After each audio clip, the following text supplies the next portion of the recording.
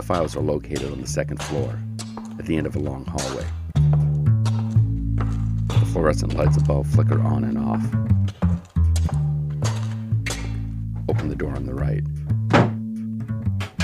In the bottom drawer of a file cabinet, there it is, a folder labeled with 3 words that are poured onto stories. Stories of history, stories of people, stories of death. I'm Luke Poling, and this is Famous Last Words.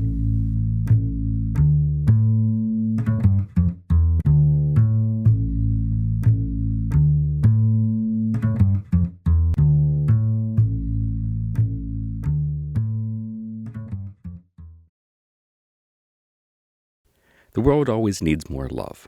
That's a pretty universal statement that I think we can all agree on. With that in mind, we decided to change things up a little bit with Famous Last Words. Instead of coming back with Season 3, we're going to be posting a mini-series for the next 4 weeks. Yes, there will be dying. Yes, there will be words. And yes, they will all be fascinating. But what made us decide that we needed a mini-series as soon as humanly possible was that we came across 4 people who, on top of having great dying words, also knew each other. Intimately. This is still Famous Last Words, but this new mini-series, it's called The Most Goth Lovers Who Ever Were. And if you would disagree with our assessment of these amorous lovers, well, I'm sure we'll get your emails. But now, on to what we came here to do.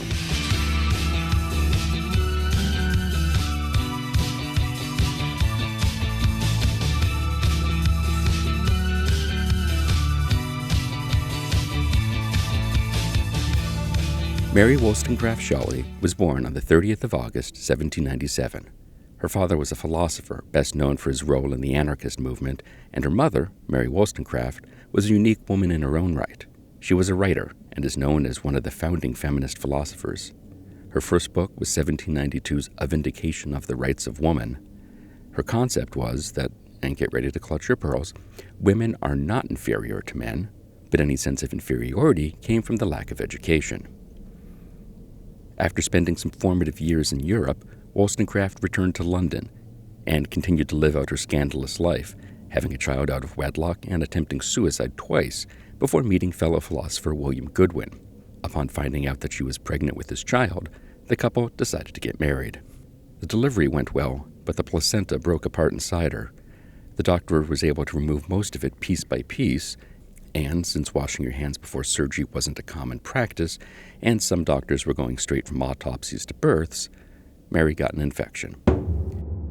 Mary's final words were to William, "Have a little patience, and all will be over." Mary Wollstonecraft died 9 days after the birth of her second daughter, who they named Mary. Why did we spend so much time on Mary Shelley's mom? Well, because she did. As a child, Mary spent a lot of time at her mother's graveside, reading and rereading her mother's books. In fact, she learned how to write her own name by tracing her mother's from the headstone. But why did she spend so much time as a child in a graveyard?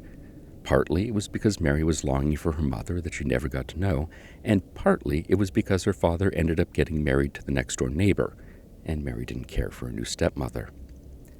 William oversaw a lot of Mary's education, teaching her about the world and all sorts of things that weren't in the usual school curriculum. He had her sit in on meetings with people like Samuel Taylor Coleridge and former U.S. Vice President Aaron Burr. It may not have been the type of education that Mary's mother had laid out in her books, but it certainly produced an incredibly smart child. In 1812, Mary was sent to Scotland to live with the family of another radical, William Baxter. Some believe it was done to help inoculate Mary into the world of radical politics, but others say her father did it to get her out of London and out of his business affairs. Either way, it is where 16-year-old Mary met 21-year-old Percy Blythe Shelley. Shelley was staying with Baxter too to get away from his soon-to-be ex-wife. Because of his wealth, Shelley had also offered to help bail Mary's dad out of some financial difficulties, and it all went well, until it didn't. Shelley found he was having a harder time than he expected in getting access to his inheritance money, and he eventually told Mary's dad that he couldn't help him out after all. Needless to say, Goodwin felt betrayed.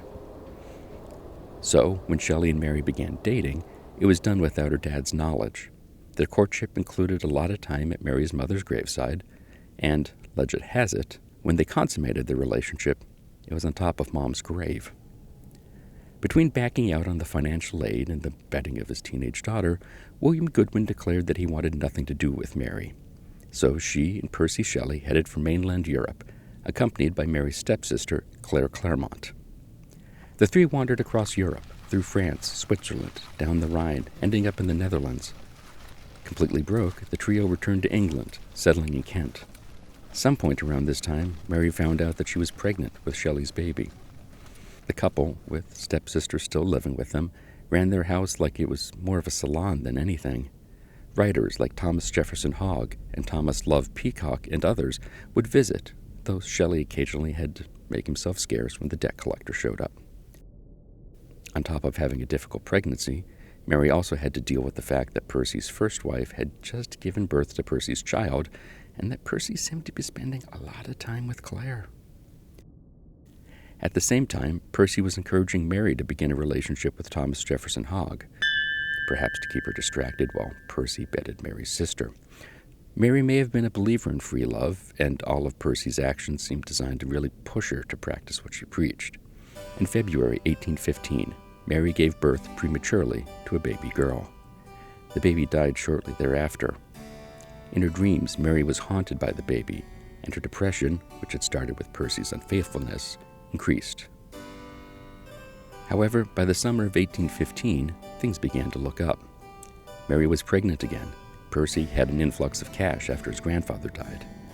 The summer of 1816 was spent in Geneva with Percy, their two children, and stepsister Claire, who was now pregnant with poet Lord Byron's child. And it is in Geneva, during a particularly crummy summer weather-wise, when Mary, Percy, and all of their friends began telling German horror stories every night. One evening, Percy suggested that everybody write down their own horror tale. Mary went for some days with nothing written down, every morning telling the group that she didn't have an idea. And then one day, she did. She became fascinated by the idea of a reanimated corpse. One night, everyone didn't go to bed until after midnight, and Mary still couldn't sleep thinking about this once dead creature. So she started writing. Using Mary's notes as a reference, astronomers believed that the night was June 16, 1816, and from her description of the stars, she began writing between 2 and 3 a.m. And when Frankenstein, or the Modern Prometheus, was published in 1818, Mary referred to it as, quote, "when I first stepped out from childhood to life." The book was a hit, but the money still wasn't enough to pull them out of their debts, and Percy still had to take to the road every once in a while to avoid the debt collector. By the fall of 1818, the couple and their two children had moved to Italy to get away from all of that. They traveled all around, making friends, sightseeing, and reading and writing. However, things turned bleak again when their daughter Clara died in the fall of 1818, and their son William died in June 1819. Percy continued to lean into Mary's free love idea, partially because Mary was in a pretty deep depression over the death of their two children. Not knowing what to do to try to cure her, Mary decided to try the same and began relationships with an Italian prince and Edward Williams, a friend of Percy's. Percy was also enjoying a dalliance with Edward's wife. At the same time, Mary was writing and publishing several novels and plays. Then there was the issue of Percy. In Italy, he claimed a 2-month-old baby girl was his and Mary's, though it is now believed they either adopted a baby or, please keep in mind all the things I just told you about free love, the baby was an illegitimate child, whose mother was, wait for it, Mary's stepsister, Claire. In the summer of 1822, both Mary and Jane Williams, who, to keep things straight, was having an affair with Percy and whose husband was having an affair with Mary, received word that a boat containing both of their husbands had sank in a storm. They raced off to Pisa, hoping to find them alive, but the two lifeless bodies had washed up on the shore. Percy was cremated on the beach. Mary spent the rest of her life traveling and writing. She moved back to England. She refused multiple proposals of marriage, including one from author Washington Irving, and instead spent her free time making sure Percy's work and name would live on after his death. Mary Shelley died on February 1st, 1851, at the age of 53. The cause of death is believed to be a brain tumor. While her final words aren't known, let's instead look at the final words of Frankenstein's creature. "I shall die," he says, and what I now feel be no longer felt. Soon these burning miseries will be extinct. I shall ascend my funeral pyre triumphantly and exult in the agony of the torturing flames. My spirit will sleep in peace, or if it thinks, it will thoroughly think thus. Farewell. Mary Shelley's life was difficult and sad. She wrestled with depression for most of her life. Perhaps the best summation of her life comes from the items her family found inside her writing desk after she died. The desk included locks of hair from the 2 children who had died, a notebook that she had shared with Percy, a copy of Percy's poem Adonis, and, wrapped up in a silk scarf, some of Percy's ashes, and what remained of his heart. Mary Shelley, clearly goth to the end.